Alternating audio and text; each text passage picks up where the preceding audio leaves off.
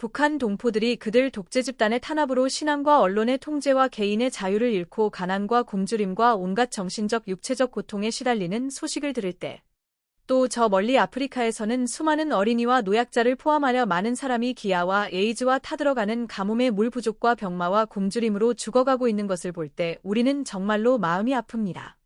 중동 지역에서는 종교적 갈등과 이념 문제와 종족 간의 반목과 적개심 등으로 서로 총부리를 겨누고 끊임없이 살상이 일어나는 것을 볼 때, 또 미국, 중국, 우리나라 등에서 해가 갈수록 빈부의 격차가 커지면서 이웃 간에도 서로 반목하고 소외감과 적대감이 높아져 갈 때 우리들의 마음은 안타깝고 우울해질 수밖에 없습니다.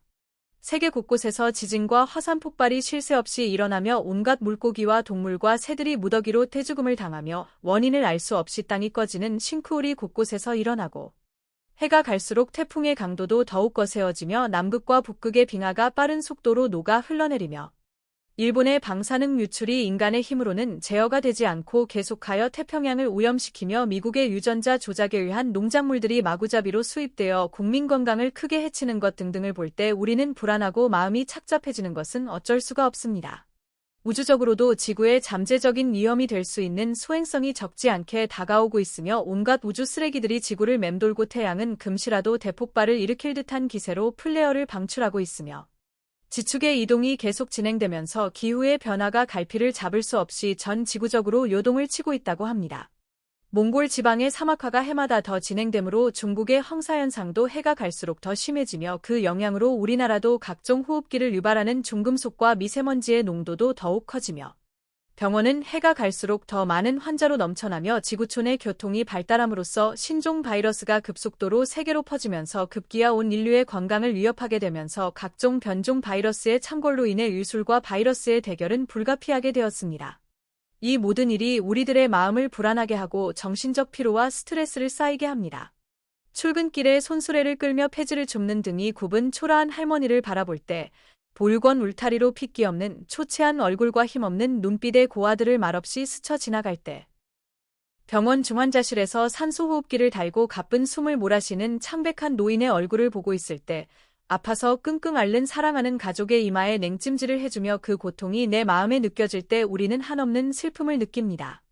사업이 부도나서 쫓기는 신세로 세상을 방황하는 사람들, 실직하고 노숙자로 전락하여 역전이나 지하철의 한편에서 구걸하며 신문지 한 장으로 추위를 이겨내며 잠을 청하는 사람들, 또 부모가 이혼하고 삶의 현장에 뛰어들어 하루하루를 힘겹게 살아가는 어린 나이의 소년들, 자식들을 먼저 떠나보내고 배우자마저 없이 홀로 단칸 방에서 끼니를 때우며 병든 몸을 가누지 못하는 할아버지를 보게 될 때 우리는 말 없는 슬픔을 느낍니다.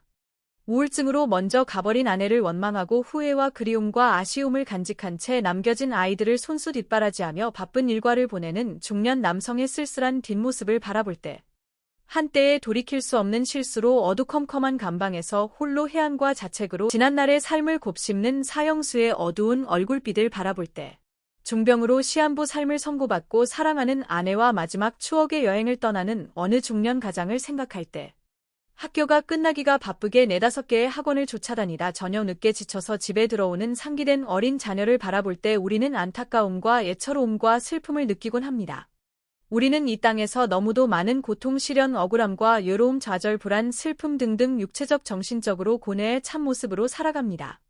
그러나 이렇게 이 땅에서 어떠한 어려움과 고통과 역경과 곤란 속에서도 우리가 예수님을 잘 믿어서 천국에 갈 수만 있다면 이 땅의 잠깐의 수고와 고통은 아무것도 아닙니다. 그것은 영원한 안식처여 본향인 천국이 우리를 맞이한다는 소망과 기쁨이 있기 때문입니다. 그렇다면 지금까지의 슬픔과 고통은 언젠가 천국에서 기쁨으로 바뀌게 되므로 이러한 것들은 진정으로 우리를 괴롭게 하고 슬프게 한 것은 아니라는 것입니다. 그러면 우리를 정말로 가장 슬프게 하는 것들은 무엇일까요? 그것은 내가 가장 사랑하는 사람들을 이 땅이 아닌 영원한 곳에서 영원히 볼 수 없다는 것이 우리를 가장 슬프게 하는 것입니다. 내 사랑하는 가족들, 친지와 이웃과 친구들, 그리고 교우들, 정답게 교제하던 마음이 따뜻한 많은 사람들, 그들을 언젠가 천국에서 못 만난다면, 그리고 내가 만약 천국에 못 간다면 세상에서 이보다 더 슬프고 안타깝고 눈물 나게 하는 일들은 없을 것입니다. 그들을 위해 그토록 기도했건만 천국에서 볼 수가 없다면 모두가 하나님께는 버림받은 자들이 되는 것이며 결국은 우리가 천국에 가서도 그들을 위해 해줄 수 있는 것은 아무것도 없게 됩니다.